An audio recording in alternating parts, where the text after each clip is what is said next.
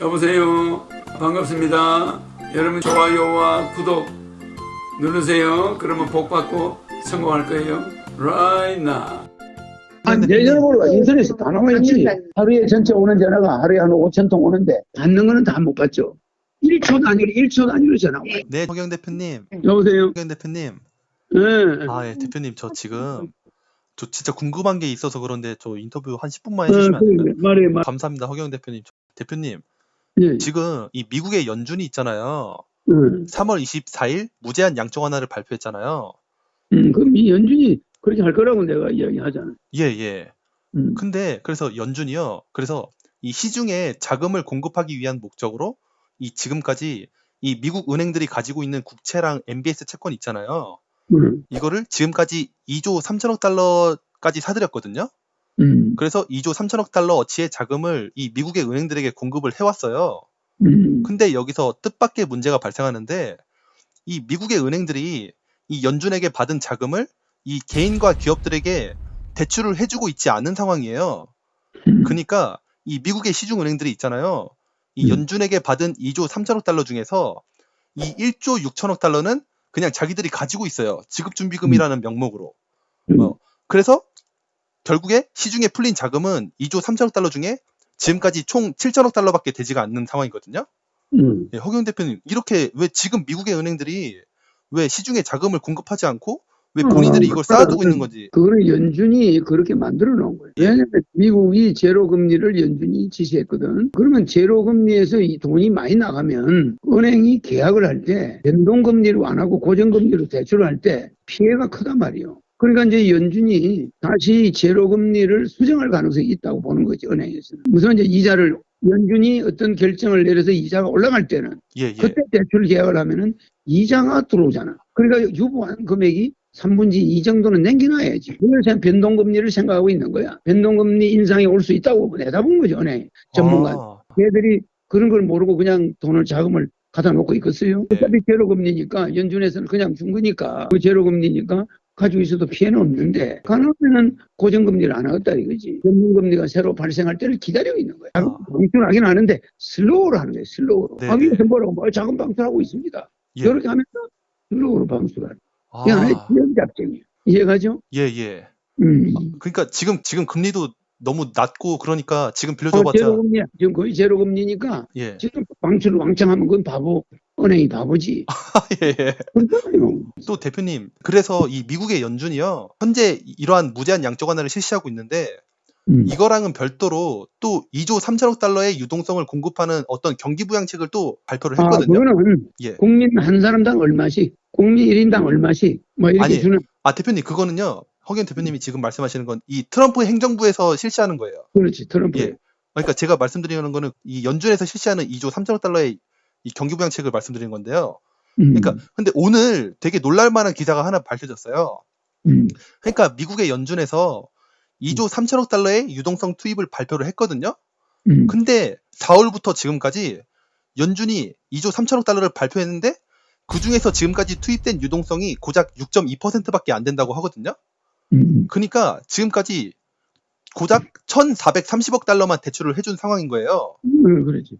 그래서 지연 작전을 쓰는 이유가 있지. 그래서 이 지연 작전을 쓰는 이유가 뭔지 또 대표님의 고견을 들어보고 싶거든요. 그건 시중의 자금 상태를 봐가면서 풀고 있는 거지. 그런가요? 그럼 그게 한꺼번에 이 사람들은 얼마를 푼다는 이 말에 시중의 경기를 자극해 준단 말이야. 자극해 주면서 서서히 돈을 풀어야지.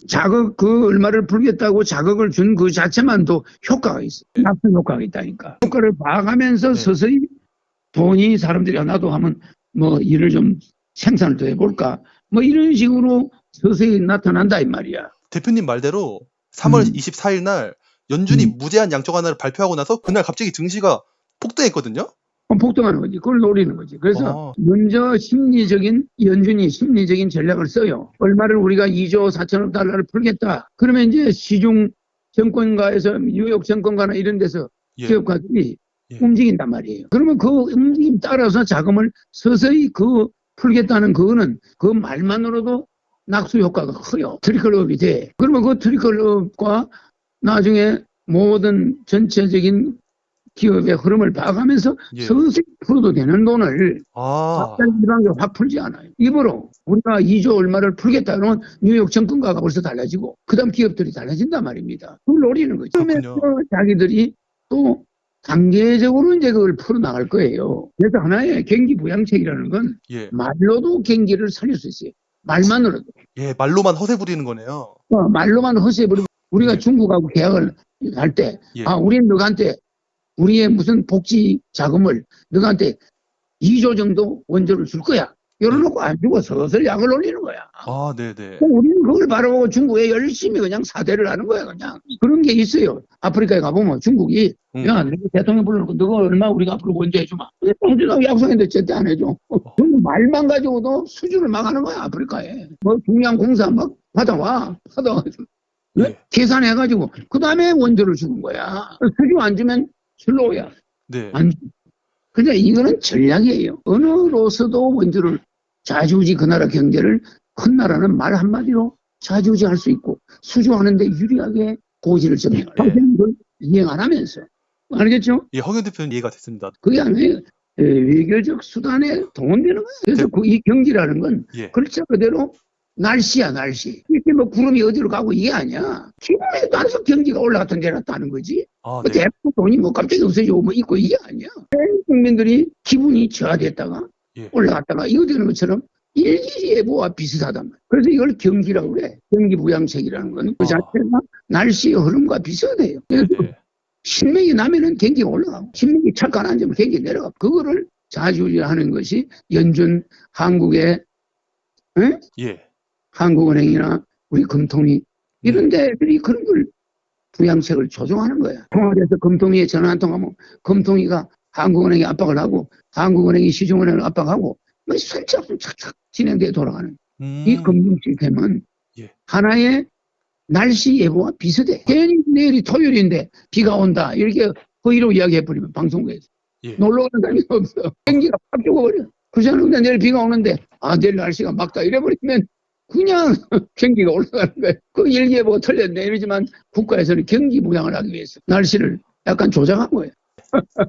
경제위원장들은 예. 대통령 눈치만 봐. 예, 예.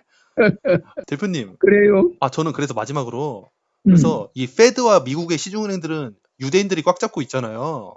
그래서 이 금융권을 중심으로 뭉친 이 유대인들이 자기들과 사이가 안 좋은 어떤 트럼프의 재선을 막기 위해서 어떻게 미 연준과 짜고 의도적으로 경기 침체를 만들려고 이러는 건 아닌가 그런 생각을 했는데 대표 이건 아닌가요 혹시? 그런데 어쨌든 미 연준은 트럼프의 재선을 막으려고 유대인들이 총 걸기 하고 나선 건 틀림없어. 그렇게 하는데 예. 그래도 트럼프가 또 만만한 세력이 아니야. 대표님 또 트럼프만의 세력이 있는 건가요? 그럼. 대표님 트럼프만의 세력은 또 어떤 세력이에요? 트럼프 세력이 또 있죠. 좀 알려주시면 안 되나요? 그러니까 그 세력들이 예. 만만치가 않아요. 뉴욕 정권가에 가격을 올렸다 내렸다 하는 그런 조직들이 있다니까. 거기서 상당한 차익을 걷어들여가지고 트럼프도 재선에 성공하려고 지금 하고 있지. 미국이 월남 1978년에 예. 월남에서 한번 쫄딱 망한 적이 있다고. 그냥 월남에서 그냥 갑자기 미 대사관을 점령해가지고 미국 대사관의 직원들을 막 쏴 죽이고 막 난리가 난 적이 있어요. 그러면 미국에서 반전 데모가 일어나. 야, 월남에서 미군 철수하자. 반전 데모가 일어나자. 네. 그래가지고 결국은 나중에 몇 년 있다 우리나라를 설치거리대로 지금 탈출을 성공해. 그래서 사우스 베트남을 포기해, 미국이. 그런 일이 있었잖아. 미국의 반전 운동 때문에 그리 돼버린 거야. 그 미국의 반전 운동은 어떻게 일어났냐? 예. 빼뚜공들이 갑자기 미 대사관을 점령한 거야. 그래가지고 막 길거리에서 기관총을 쏘고 막 미군을 죽이고 막 이러니까 그걸 본 미국 사람들이 갑자기 우리가 뭐 때문에 올라면서 저렇게 고생해야 되냐? 우리 미군이 왜 저렇게 죽어야 되냐? 뭐 어떻게 빼뚜공이 대사관을 점령하냐? 미국 월남에 가봐야 이거 헛일이다. 철수해라. 이래가지고 미군이 철수하겠지. 그러니까 미국이 대통령이 즉시 머리를 굴린 거예요. 야, 이거 이래가지고 우리 미국이 전 세계 유럽에 있는 나라들이 월남에서 미군 철수하라고 달라들지. 전 세계 자유전쟁에서 미군 철수해. 예. 이래가지고 미국이 물러나고 우리가 그 대신 있다가 우리도 철수했잖아. 그리고 공산 월남으로 넘어갔잖아. 그때 그 대통령이 뭘 노렸냐? 자기들 미국 체면을 만회하려고 쿠웨이트로 들어가서 후세인을 때린 거야. 그렇잖아. 그러니까 거기 사우디 거기에 34개 국가의 우두머리 맹주가 후세인이야. 예. 갔다 가면 이 석유 시장 전체를 후세인이가 장악하게 생겼어. 예. 그러니까 후세인한테 누명을 씌워라. 뭐 씌우냐? 아주 죄를 숨겨놨다. 핵무기를 만들어놨다. 숨겨놨다. 누명을 딱 씌워가지고 쳐들어갔는데 그때 유럽도 할 수 없이 협조를 한 거예요. 그래가지고 34, 중동 34개 국가가 꼼짝 못하고 쿠웨이트, 이라크를 쳐들어가서 예. 소탕시키고 개 죽이고 미국에서 다시 전 세계를 장악하게 되는 계기가 생겨버렸어요. 이건 무슨 전략이냐? 예. 경제전쟁이야. 월남은 경제전쟁으로서 마이너스다. 저거 때려쳐버려. 네. 돈 안 남는 장사다. 쿠웨이트, 미국의 값싼 기름을 공급하는 저 시장을 뺏기면 큰일 난다. 쿠웨이트를 후세인이 먹은 게 실수야. 그게 실수라고 결정적으로. 그러니까 저 새끼 저러다가 전체 기름 시장을 다 먹게 생겼다. 그 미국이 팍 깨버리니까 유럽이 얼씨구나 잘한다. 예. 이래가지고 그냥 연합군이 들어가서 다 죽여버려. 그래서 미군이 다시 힘을 얻었다 이 말이야. 힘을 얻었는데 한반도에서 지금 미군이 딱 잘못하면 월남장 날 수가 있다 이 말이야. 옛날에 판문점 도끼 사건, 도끼만 해요. 그런 게 또 일어난다면 예. 미국에서 미군 철수해라. 반전대목 일어날 수 있어. 이건 뭔가 북한은 미군과 부닥치려고 하는 이상한 전략을 구사할 수도 있고 한반도는 지금 위험하다 이 말이야. 서해 바다로 오는 미군 함정을 미사일로 쏠 수도 있고 이 뭐 코트를 건드려 가지고 뭔가를 또 획득할 수도 있기 때문에 예. 지금이 내가 에너지 조절하고 있어. 알겠지? 아, 네네. 그러니까 지금의 한반도가 월남이 공산화되는 월남을 미군이 포기한 것은 간단하게 미국의 반전 여론이야. 그 대통령도 어쩔 수 없어. 지금은 한반도가 예. 미국 경제에 직결되어 있는 거예요. 만약에 한반도에서 전쟁이 나면 미국 트럼프는 대통령을 계속 할 수가 있어. 무슨 말이죠? 미국의 대통령은 많은 군비를 국가 예산이 달러를 벌어들일 수 있는 절호의 기회가 와 있어. 그러니까 예. 한반도가 어떤 풍전등화 위에 있다. 그걸 내가 다 알고 있기 때문에 트럼프의 마지막 전략은 지금 밀려가는 이 시국을 어떻게 돌파하느냐. 비상한 머리가 있을 수 있기 때문에 내가 신경을 쓰고 있어. 염려하지 말고 그 머리 위에 있어 내가. 네, 여러분 모두 영상 잘 보셨나요? 저와 허경영 대표님과의 인터뷰 과정에서 중간중간 난해하고 어려운 내용들이 나와가지고 우리 시청자 여러분들이 이해하시는데 약간 어려움이 있으실 수도 있겠다라는 생각이 들었는데요. 그래서 지금부터 방금 전 제가 이 허경영 대표님과 한 인터뷰 내용을 마지막으로 간단하게 정리해보는 시간을 가져보겠습니다. 현재 미국에서 실시하는 경기부양책은 크게 세 가지입니다. 연준이 하는 무제한 양적 완화가 있고요. 그리고 연준이 하는 2.3조 달러의 경기부양책, 마지막으로 트럼프 정부에서 하는 2.7조 달러 경기부양책, 이렇게 세 가지가 있는데요. 먼저 첫 번째로 연준은 지금까지 무제한 양적 완화를 통해서 총 2.3조 달러의 국채와 MBS 채권을 매입하면서 시중은행들에게 2.3조 달러의 자금을 공급했습니다. 근데 이러한 시중은행들이 2.3조 달러를 받고 나서 이 중에 시중에 공급한 자금은 고작 7천억 달러에 불과했습니다. 이 부분에 의문을 느낀 제가 허경영 대표님에게 질문을 드리니 허경영 대표님께서는 제로에 가까운 수준으로 금리가 너무 낮기 때문에 이 은행들의 수익률이 너무 낮고 그렇기에 금리가 다시 오를 때를 대비하여 은행들이 지금은 자금을 풀지 않고 있다라는 답변을 해주신 것 같습니다. 두 번째로 미 연준은 추가로 2.3조 달러의 경기부양책을 발표했지만 몇 개월이 지난 지금 2.3조 달러 중 실제 투입된 자금은 6.2%인 1,430억 달러에 불과하였습니다.